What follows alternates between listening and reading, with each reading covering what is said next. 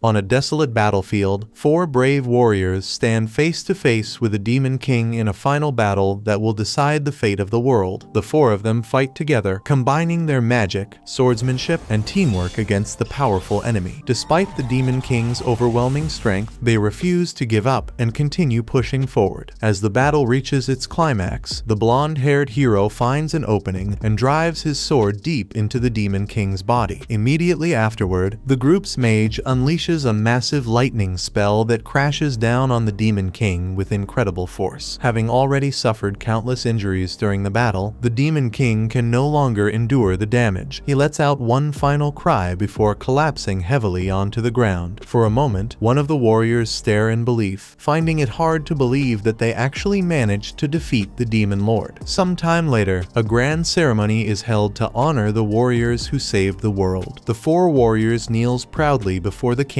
as crowds gather to celebrate their victory over the Demon King. To recognize their achievements, the king grants them the title of the 4 emperors, a title reserved only for the greatest mages in the kingdom. One of the warriors, named Ephtal, is completely stunned by the announcement. He knows that throughout history, only people from noble families have ever been allowed to earn the title of emperor. Because of that, he can hardly believe what he is hearing. He admits that the reward is greater than anything he could have ever imagined. The king then walks over to Ephtal personally and addresses him in front of everyone. He explains that while Ephtal may not be the strongest mage in the world, his contributions and achievements are undeniable. For that reason, he has earned the right to bear the title of emperor. From this day forward, he will be known as the Lightning Emperor. Hearing those words causes Ephtal to break down in tears. The crowd erupts into cheers as he struggles to hold back his emotions. After spending 40 years studying and mastering magic, all of his hard work has finally been recognized. Ephtal leaves the ceremony feeling prouder than ever before. For the first time in his life, he feels that all of his sacrifices and efforts have truly paid off. Several years pass after that day, and Ephtal is now an elderly man. One morning, he stands outside and gazes across the open fields in silence. Then a young girl named Merlin approaches him and politely informs him that breakfast is ready and waiting for him inside. About an hour later, Ephtal is seen teaching his students how to maintain a magic circle. The students focus carefully as they try to keep their circles active for as long as possible. During the exercise, one student loses concentration and accidentally causes his magic circle to disappear. Ephtal immediately notices and tells the student not to give up. He explains that maintaining focus is one of the most important skills a mage can learn. If he cannot keep a magic circle active while standing still, then he will never be able to maintain one while chanting spells during battle. Encouraged by Ephtal's words, the boy quickly begins trying again. After some time passes, Ephtal finally brings the exercise to an end. The students release their magic circles and prepare for the next lesson. However, instead of letting them rest, Ephtal immediately suggests moving on to practicing level 4 spells. Before the lesson can continue, Merlin suddenly speaks up. She points out that Ephtal looks exhausted and tells him that he should take a break and get some rest. However, Ephtal simply shrugs off her concern and insists that he is not tired at all. Still, the worried look on Merlin's face causes him to pause for a moment. Seeing her expression reminds him of the day they first met. His thoughts drift back many years to the time shortly after his party defeated the Demon Lord. During that period, he found Merlin as a baby. She had been left alone after her mother was killed during the conflict involving his party. Remembering that day fills Ephtal with guilt. He quietly wonders whether Merlin would come to hate him if she ever learned the truth about the war and discovered that he had killed so many members of her clan. After a moment, he pushes those thoughts aside and returns his attention to the present. Ephtal tells the students to continue practicing their level 4 magic. Before anyone can begin, Merlin speaks up once again. With a confident smile, she declares that she is ready to start learning level 6 magic. After all, she is one of Ephtal's most talented students. Ephtal cannot help but feel impressed by her confidence and ambition. Even so, he gently tells her that there is no reason to rush ahead so quickly. He assures her that she will learn those higher level spells eventually, but now she should focus on the basic. After training, Merlin heads deep into the forest on her own. She is determined to defeat the beast living inside a nearby cave. In her mind, defeating such a powerful monster would prove that she is Ephtal's greatest student. More importantly, she believes that if she becomes strong enough to teach others herself, Ephtal will finally be able to stop working so hard and get the rest he deserves. Unfortunately, things go wrong almost immediately as the beast is far stronger than Merlin expected. Before long, she finds herself running through the forest while being chased by a gigantic wolf-like beast. Merlin has already tried level 4 magic on it, but it didn't do any damage at all, which makes her understand she's going to need something more powerful. Realizing that her normal spells are useless, Merlin decides that she has only one option left. She begins chanting a level 6 spell, even though she has never successfully cast one before. To her surprise, the spell actually works as she launches a level 6 lightning bolt right at the monster. The explosion shakes the area and fills the forest with smoke and dust, and Merlin becomes convinced that she has finally won. Then the beast steps out of the smoke completely unharmed. Before Merlin can react, the creature swats her away with tremendous force. She crashes to the ground and struggles to get back up. The huge wolf slowly approaches her and prepares to devour her. At that moment, Merlin begins to accept that she is going to die. Just as the beast is about to attack, Ephtal suddenly appears and saves her at the last second. Ephtal immediately scolds her for entering the forest alone. Ashamed, Merlin begins apologizing over and over again. Ephtal tells her that she has more talent and potential than any of his other students. However, he warns her not to become obsessed with gaining power too quickly. If she rushes forward without building a proper foundation, that power could easily slip through her fingers. As they speak, Merlin suddenly notices that the beast from earlier is still alive and standing right behind Ephtal. However, he doesn't even flinch. Without turning around, he calmly casts a level 10 lightning spell. A massive surge of lightning erupts from his body and instantly destroys the beast. Later that night, Merlin cannot stop talking about how incredible Ephtal looked when he saved her life, but Ephtal eventually tells her to stop talking and go to bed. Merlin finally gives in and starts walking toward her bed. However, she suddenly turns around and sees Ephtal coughing up blood. For several years now, he has been suffering from an incurable disease, and his condition has gradually been getting worse. The worried look on Merlin's face makes Ephtal realize something. She has known about his illness for a long time. That is the real reason she has been pushing herself so hard to become stronger. Merlin quietly asks Ephtal to take better care of himself and to get as much rest as possible. He tells her that he does not have much time left. Because of that, he has no desire to spend his remaining years lying in bed and waiting for the end. Instead, he wants to spend whatever time he has left doing what he loves most. He wants to continue teaching talented students like her and help them become great mages. Ephtal admits that he always wanted to become the strongest mage. Hearing that confuses Merlin because, as far as she knows, he is already the strongest. After all, he was given the title of Lightning Emperor. Ephtal says he understands why she thinks that, but the truth is different. Even though he was the oldest among the emperors and had achieved many great things, there was always a clear gap between him and some of his party members. Because of that, he never truly considered himself the strongest. The next day, one of Ephtal's students knocks on his door and informs him that the Flame Emperor has finally completed his research on magical aptitude. Curious, Ephtal reads through the document. He quickly discovers that the Flame Emperor has found a way to determine a person's magical aptitude. This was something that people believed was impossible, so Ephtal immediately praises him as a genius, wanting to test the new method right away. Ephtal places one of Merlin's hairs inside a test tube and performs the experiment. The colors that appear inside the tube reveal the strength of her magical affinities. The results show that she has S-rank aptitude in both wind and water magic, which is extremely impressive. She also has a B-rank aptitude for fire magic and a C-rank aptitude for earth magic. Since Ephtal has raised Merlin ever since she was a baby, he can tell that the test results are accurate. Before this discovery, students had to spend years studying basic spells from every magical element. Only after enough practice would teachers have a rough idea of what a person's natural talents were. With this new test, however, they can determine someone's aptitude from the moment they are born. This will make training far more efficient and help talented people grow stronger much faster. Ephtal then asks to take the test himself. Merlin immediately says that there is no need because his results would obviously be maxed out. However, Ephtal insists. He explains that even if he could never reach the highest level of magic, he at least wants to know whether he ever had the talent to do so. The test is performed, but the result comes back completely colorless. One of the students checks the instructions and explains that a colorless result means the person has no magical aptitude at all. He quickly adds that there must be some mistake because Ephtal is one of the strongest mages alive. For a moment, Ephtal loses his composure. He asks for the test to be performed again. The students repeat it several times, but the outcome never changes. Every single test comes back colorless. As he stares at the results, Ephtal slowly begins to understand something. He remembers how learning magic always took him longer than everyone else. He remembers how the other emperors constantly surpassed him despite all his hard work. For the first time, he realizes the truth. The reason he was always left behind was because he had absolutely no magical aptitude. The realization completely breaks him. He starts coughing heavily, and Merlin rushes over to check on him. Later, she knocks on his door and says she wants to bring him some water, but Ephtal simply tells her to stay out. Lying alone in bed, he reflects on his life. He remembers the dream he carried for decades, reaching the highest level of magic. Now that dream has been completely destroyed. No matter how hard he worked, he never had the talent needed to reach that goal. The frustration becomes overwhelming. He thinks about how pathetic he feels and how all his efforts led nowhere. Suddenly, he suffers a heart attack. At that moment, one of his skills called Second Reincarnation activates. His younger self appears in a strange empty space and finds himself standing before a divine being. Looking around, he comments that more than 50 years have passed and admits that he had completely forgotten about Second Reincarnation. He speaks to the entity and reminds her that this is where they first met after he died in another world long ago. The goddess tells him that the time has finally come for his second reincarnation. Before sending him away, she reminds him that he can choose 2 bonus skills. She recommends a skill called 2 times growth, which would allow him to improve twice as fast. However, Ephtal declines the offer. He says that the magical knowledge he already possesses is enough. If he is given enough time to work hard and improve, then he does not need any special advantages. The goddess is impressed by his answer. She smiles, wishes him good luck, and sends him to a new world. A moment later, Ephtal wakes up in the body of a young boy. He suddenly sits upright as memories begin flooding back into his mind. Still confused, he heads downstairs and is immediately greeted by his mother, who warmly hugs him and tells him that breakfast is ready. As he eats with her, his memories continue returning until everything finally becomes clear. He realizes that this is now his third life. Determined not to waste this opportunity, Ephtal makes a promise to himself. This time, he will master magic no matter what. Unfortunately, he soon discovers that he still has no magical aptitude in this new life. The news crushes his hopes, and he begins to believe that he will once again be limited to level 10 magic, just like before. One day, while lying in a field and thinking about his future, he suddenly hears a loud commotion. Looking up, he sees an enraged dragon flying across the sky, while a group of knights desperately chases after it. Without thinking, Ephtal starts running after them. However, he quickly stops and remembers that he is only 4 years old. There is nothing he can realistically do in his current body. As he watches the dragon fly away, he starts thinking about the level 10 spells he created during his previous life. Almost instinctively, he brings his fingers together, and to his shock, the spell activates instantly. A powerful blast shoots through the sky and strikes the dragon directly, bringing the massive creature down in a single attack. Ephtal stares in disbelief at what just happened, but then the truth finally hits him. Even though he was reborn into a new world, he still possesses the same abilities and power that he had at his peak in his previous life. As time passed, Ephtal spent most of his days studying and researching everything he could. During his research, he discovered that the world he was living in was actually the very same world from his previous life. The only difference was that more than 400 years had passed since then. The next morning, Ephtal's older brother, Frazier, arrives at the house. He brings some money to help pay for the family's daily expenses and household supplies. After that, Frazier notices Ephtal sitting quietly with a difficult magic book in his hands. He is amazed that someone so young is able to read and understand such an advanced book. Ephtal simply replies that he enjoys reading books like these because he finds them incredibly interesting. Hearing that makes Frazier smile. He promises that the next time he visits, he will bring Ephtal even more books as a gift. Frazier is genuinely impressed by Ephtal's love for learning. He says that if their father could see this, he would surely be proud. Hearing those words makes Ephtal curious. He asks when he will finally get the chance to meet his father. Unfortunately, Finally, Frasier explains that their father is extremely busy and rarely has any free time. In fact, ever since Ephtal was born into this world, he has never met his father even once. His father is Duke Orcott, one of the most important people in the Kingdom of Azul and a highly respected figure in the field of magic. Unknown to everyone else, Duke Orcott is also a direct descendant of Ephtal himself from his previous life, when he was known as the Lightning Emperor. Because of that, Ephtal has always been curious about what kind of person his descendant is. Sadly, Ephtal's mother was born without any magical aptitude. Because of that, Duke Orcott's main wife and his other mistresses looked down on her from the very beginning. They even came to see Ephtal as a mistake because he was also born without any magical affinity. The two of them were treated so poorly that they were eventually banished and forced to live in a remote area far away from the rest of the family. As a result, Duke Orcott and his other wives do not even acknowledge Ephtal as part of the family. That is the real reason he has never been allowed to meet his own father. Frasier, however, is the second son born to Duke Orcott's main wife. After learning about the unfair treatment Ephtal and his mother had received, he felt sorry for them and decided to help take care of them whenever he could. Despite everything happening around him, Ephtal honestly does not care very much about his family's problems. As long as he has the chance to study magic again, he is satisfied. Sometime later, the family sits down together to enjoy some tea. During their conversation, Frasier asks Ephtal what he wants to do in the future after spending so much time studying. Without any hesitation, Ephtal excitedly says that as soon as he is old enough, he plans to enroll in the Magic Academy and dedicate himself to studying magic. Before he can finish speaking, however, his mother quickly covers his mouth. She reminds Frasier that Ephtal was born just like her and has absolutely no magical aptitude. Because of that, she believes he will most likely end up studying swordsmanship instead, or perhaps enroll in military school when he grows older. Frasier gets excited after hearing that suggestion. He reminds Ephtal's mother that he himself graduated at the very top of his class in military school, so he believes that path could still lead to a bright future for Ephtal. Frasier admits that he originally chose military school because he wanted to rebel against growing up in a family that was famous for magic. However, looking back on it now, he believes he made the right decision after all. Since he has plenty of free time that day, Frasier decides to teach Ephtal the basics of swordsmanship. The two of them spend the afternoon training together, and Frasier patiently shows him the proper techniques. While practicing, Ephtal remembers something from his previous life. Frasier had always taught him basic education and military science, and he had constantly encouraged him to attend military school instead of pursuing magic. After training for a while, Ephtal finally gathers the courage to speak. He tells Frasier that he truly wants to attend the Magic Academy. Frasier kneels down so he can speak to Ephtal face to face. He gently reminds him that he was born without any magical aptitude. Ephtal says he already knows that. However, he also points out that he is still capable of using magic, and he still possesses mana. Deep down, Ephtal believes that if he can study at the Magic Academy, he might finally discover the secret to breaking past the limits that have held him back for so long. After listening to Ephtal's heartfelt request, Frasier slowly stands up and makes him an offer. He says he is about to cast a spell. If Ephtal can successfully copy the spell in any way at all, then Frasier will personally recommend him for admission into the Magic Academy. In truth, Frasier fully expects Ephtal to fail. He believes that once Ephtal sees the difference between himself and real mages, he will finally understand the limits of his own abilities. Frasier calmly recites a magical incantation before casting a level 2 wind cutter spell. The blade of wind flies forward and cleanly slices through a nearby tree, knocking it over. Ephtal watches the spell and is surprised by how simple it is. Without any hesitation, he recreates the exact same spell. Not only does he copy it perfectly, but he also strengthens it to the level of a level 4 spell. The massive blade of wind tears through the area and destroys several trees in a single attack. Frasier stands there in complete disbelief. He cannot understand how Ephtal, someone who supposedly has no magical aptitude, was able to cast such a powerful spell. Ephtal has no intention of revealing the truth. He cannot explain that all of his magical knowledge and experience came from the memories of his previous life through reincarnation. Ephtal simply says that he is not really sure how he is able to use magic like this. As far as he knows, he can just do it naturally, and he has no real explanation reason for why. He then casually adds that he is even capable of casting magic all the way up to level 10. The moment Frazier hears that, he is so shocked that he immediately faints. Until now, Ephtal had never shown his magic to anyone. However, after seeing Frazier's reaction, he realizes that something must be very different about the current era of magic. His thoughts go back to the day he defeated the dragon with a single lighting spell. The knights who witnessed it could not even believe what they had seen. Instead of thinking it was simply powerful magic, they assumed it had to be a miracle sent by God. While Frazier is still unconscious in bed, Ephtal spends the next few hours thinking about everything he has learned regarding the past 400 years. After putting everything together, he reaches one clear conclusion. The overall level of magic has greatly declined since his previous life. He also realizes that casting spells without chanting an incantation has become extremely rare in this era. That explains why Frazier was so shocked after watching him cast magic so effortlessly. From that moment on, Ephtal decides that keeping his true abilities hidden is the safest choice. Eventually, Frazier jolts awake. Even after opening his eyes, he is still overwhelmed by how easily Ephtal managed to cast that spell. Trying to avoid any trouble, Ephtal calmly tells him to relax. He insists that everything Frazier remembers was nothing more than a strange dream. To Ephtal's surprise, Frazier actually buys the story. Because of that, Ephtal is able to continue training in secret without anyone becoming suspicious. To keep Frazier happy, Ephtal also pretends that he has accepted the idea of attending military school instead of the magic academy. As part of his training, Frazier continues teaching him swordsmanship. During practice, Ephtal is defeated over and over again. However, every loss only motivates him to work even harder. Rather than getting discouraged, he uses each defeat as another reason to become stronger. By the time he reaches the age of 10, Ephtal's swordsmanship has improved dramatically. He easily slices through a massive log with a single swing, showing just how much stronger he has become. As his skills continue improving, Ephtal starts thinking that becoming the world's strongest magic swordsman would not be a bad goal after all. By this point, Frazier has been teaching Ephtal swordsmanship 3 times every week. On this particular day, however, Frazier decides it is finally time to give Ephtal a special lesson. Frazier introduces Ephtal to a huge, muscular man named Moria, who is the former commander of the kingdom of Azul's knights. Without wasting any time, Moria immediately challenges Ephtal to a duel. He tells him not to hold back and to attack with everything he has. As Moria calmly walks toward the center of the training ground, Ephtal finds it difficult to make the first move. Moria's overwhelming aura is so intimidating that it leaves him frozen for a moment. Seeing Ephtal hesitate, Moria assumes he is nothing more than a weak child. He charges straight at him, hoping to end the fight in a single attack. At the last possible second, Ephtal dodges out of the way. Using physical enhancement magic to strengthen his body, he quickly counters with several clean strikes, managing to surprise Moria. As the duel continues, Moria realizes that Ephtal is far more talented than he expected. He can immediately understand why Frazier thought so highly of him. Frazier agrees and explains that even though Ephtal has no magical aptitude, he has incredibly smooth control over the mana flowing through his body. The battle continues, but little by little, Moria begins pushing Ephtal onto the defensive. Realizing he is being overwhelmed, Ephtal decides to use a technique he learned during one of his previous lives. He catches Moria off guard, throws him over his shoulder, and slams him straight into the ground. With that, Ephtal wins the duel. Moria accepts his defeat without complaining. He laughs, pats Ephtal on the head, and tells him that he has successfully passed the test. Frazier then walks over and reveals the truth. He explains that Moria is actually the headmaster of the Azul Military Science Academy. Since Moria was impressed by Ephtal's performance, he has officially passed the entrance test and now has a guaranteed place at the academy. Ephtal is caught completely off guard. Everything happens so quickly that he starts wondering how things even reached this point. A few years later, a heavy rainstorm begins. While everyone stays inside to avoid the rain, they notice Ephtal outside and simply assume he is continuing his swordsmanship training. In reality, Ephtal has gone deep into the forest to secretly practice his level 10 magic. He unleashes a massive lightning spell that crashes into the ground with incredible force. The explosion is so powerful that Frazier mistakes it for a natural lightning strike and immediately rushes into the forest to make sure Ephtal is safe. After confirming that nothing happened to him, Frazier reminds Ephtal that he is now 14 years old. That means once he turns 15, he will officially begin attending the Military Science Academy. The problem is that Ephtal has no desire to go there. He knows that life at the academy will only become more difficult because he still has no magical aptitude. Instead, he plans to leave home as soon as he turns 15 and travel on his own to chase his dream of enrolling in the Magic Academy. Before long, Ephtal's mother receives the news that his father wants to see him. Overjoyed, she hugs him, believing this will finally give Ephtal the chance to meet his father for the very first time. However, Ephtal no longer feels excited about that idea. After being ignored for his entire life, he sees no reason to want a relationship with someone who never acknowledged him. Even so, seeing how happy both his mother and Frazier are makes him change his mind. Rather than running away, he decides to follow through with attending military school. The following day, Ephtal receives a special invitation and travels to his father's mansion. Despite everything that has happened, he is still a little excited to finally meet the man who is also his descendant from his previous life. Unfortunately, the meeting goes exactly the opposite of what he hoped. The moment they stand face to face, Duke Orcott looks down on Ephtal and immediately calls him a disgrace simply because he was born without any magical aptitude. Hearing those words, Ephtal quickly decides that his father is nothing more than a heartless jerk. The Duke then mentions that he already knows Ephtal received a special invitation to the Military Science Academy. At first, Ephtal thinks his father is actually proud of him. However, the Duke's real reason quickly becomes clear. He says he is only happy because Ephtal and his mother will no longer be living under his care. Since Ephtal will now be attending the academy, he will not have to spend another coin supporting them. From now on, they will have to take care of themselves. At that moment, Ephtal realizes that the Duke only invited them to the mansion so he could insult them one last time. Before leaving, the Duke orders one of his sons, a man named Joachim, to fight Ephtal and determine whether he is truly capable of surviving at the Military Science Academy. The moment Joachim hears the order, a wide, unsettling grin spreads across his face. That was the second episode. Subscribe to not miss the next part and watch the next video on screen.